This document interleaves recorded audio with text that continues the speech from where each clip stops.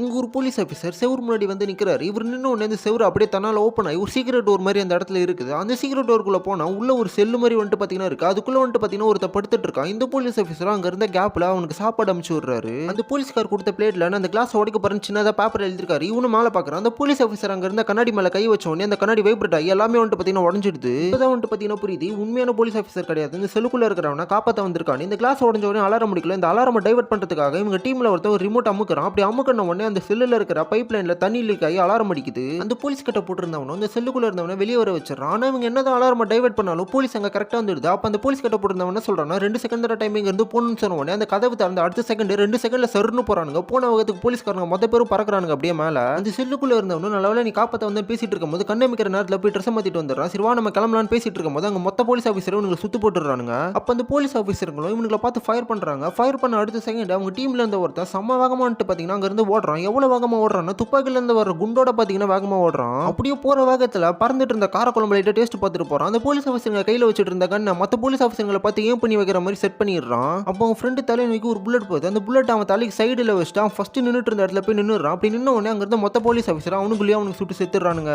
இந்த மாதிரி கதைகளை பார்க்கணும்னா மறக்காம நம்ம சேனலை சப்ஸ்கிரைப் பண்ணி வச்சுக்கோங்க.